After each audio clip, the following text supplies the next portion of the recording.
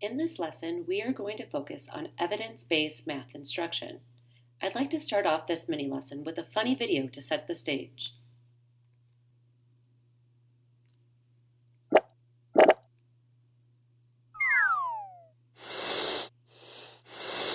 I think it's already starting. Okay, here's your homework. First let me tell you the directions. What's 4 take away 5? 1, 2, 3, 4, 5, 6. Take away. What's 6 take away 1? 1. No, you take away 1 out of 6. How much does it equal?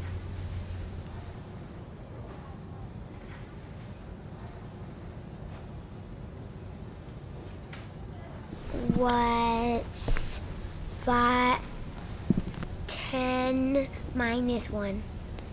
I don't know. 1, 2, 3, 4, 5, 6. 6, 7, 8, 9, 10. Nope.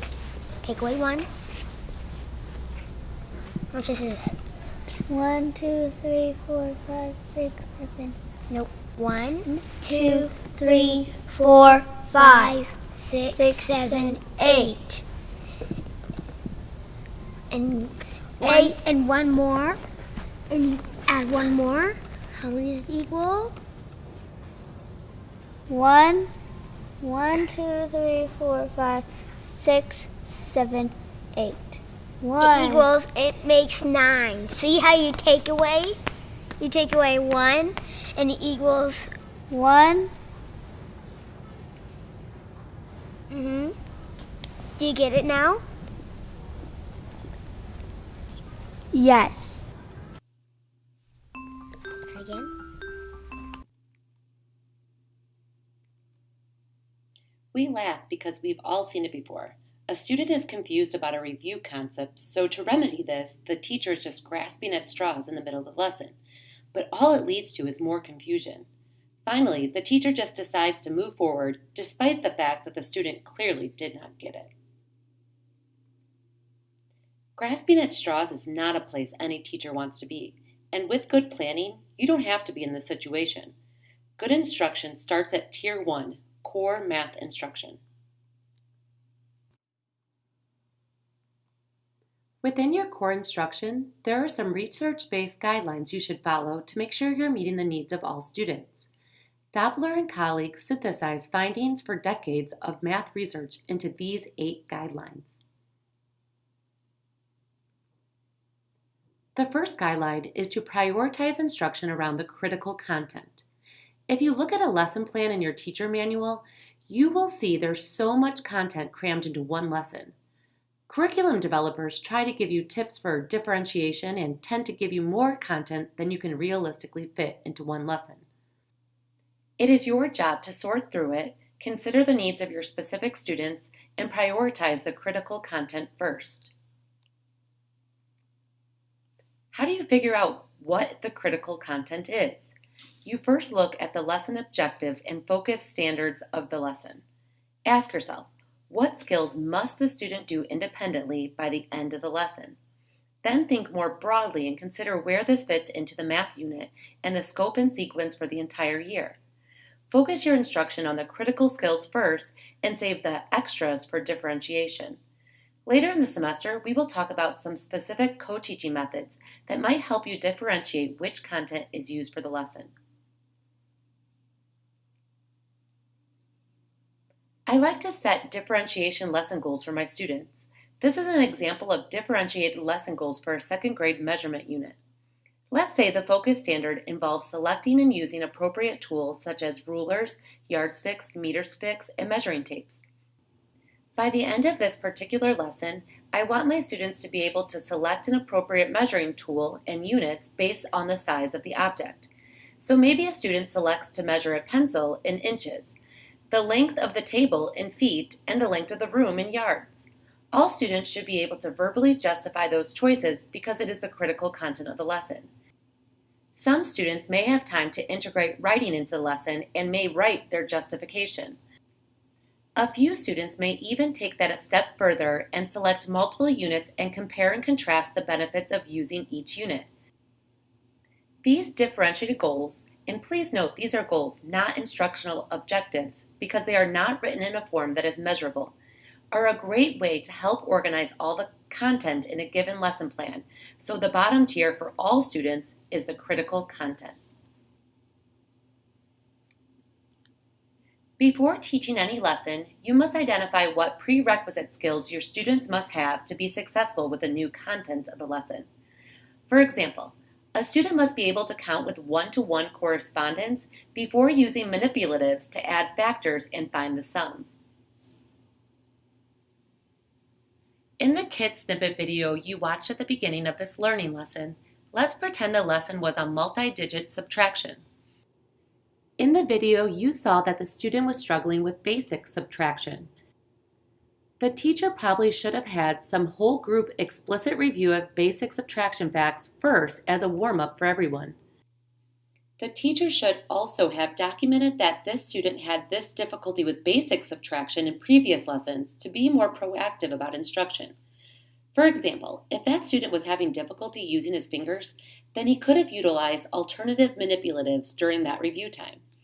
The teacher held up the rest of the class to try to assist the student with a prerequisite skill.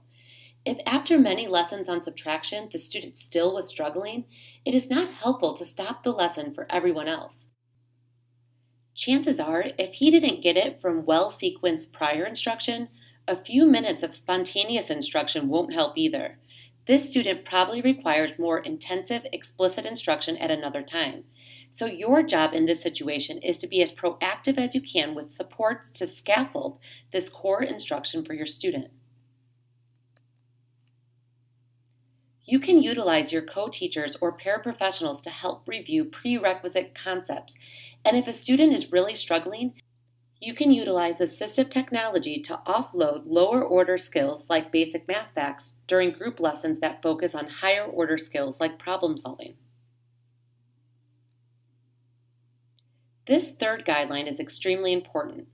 I can't tell you how many times I look at the instructional materials like worksheets that go along with a lesson and think, why did they throw this tricky one in the middle here? Students need ample time to practice simple examples that follow basic procedural rules before they throw in unique cases. The sequence of examples is important for modeling, guided practice, and independent practice. You should check the lesson and all materials, including potential homework, to see that examples begin simple and end with more complex. You need to include both examples and non-examples in your lessons.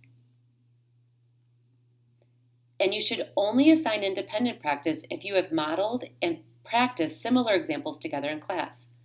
All of this might require altering worksheets or selecting different practice materials. Don't just use the homework sheet because it came with the lesson.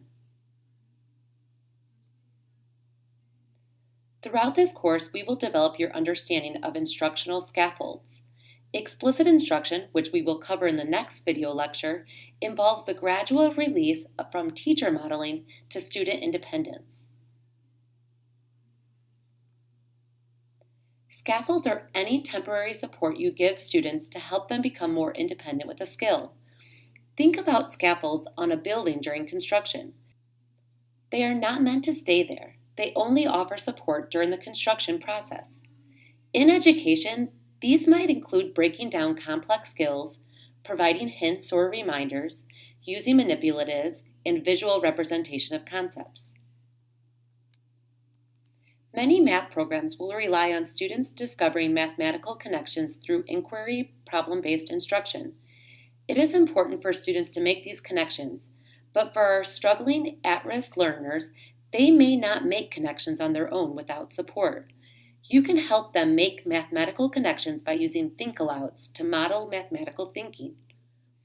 When supporting them during independent practice, ask probing questions or model a similar problem rather than telling them what to do next.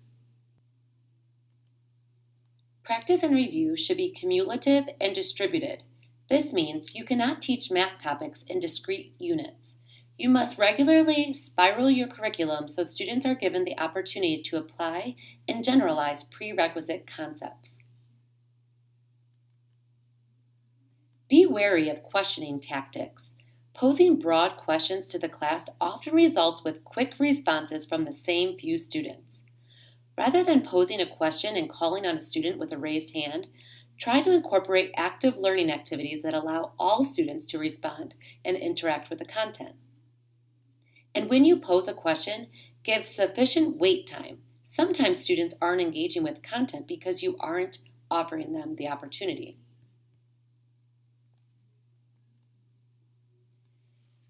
Visuals are helpful for understanding complex concepts in math, and it is one of the reasons why we use manipulatives in our instruction. Most math programs today use non-traditional representations to try and address the push for multiple representations and methods in Common Core standards. Some of the visuals really push students and teachers to think outside of the box. My advice to you is to make sure you understand the visuals before you teach it. This may sound obvious, but I've seen too many teachers try to teach something just because it is part of the curriculum. But their misconceptions actually lead them to teaching it incorrectly. If students practice incorrectly, this will lead to misconceptions. This is actually one of my primary reasons for flipping this course. I want you to be able to practice with timely feedback instead of doing activities for homework and waiting days before I can grade everyone's work. Timely feedback needs to be specific and should include both affirmative and corrective feedback. The ability to incorporate immediate feedback is one of the features I look for in the technology I use with student practice. We will continue to develop your understanding of these guidelines in Part 2 of your lecture on evidence-based math instruction.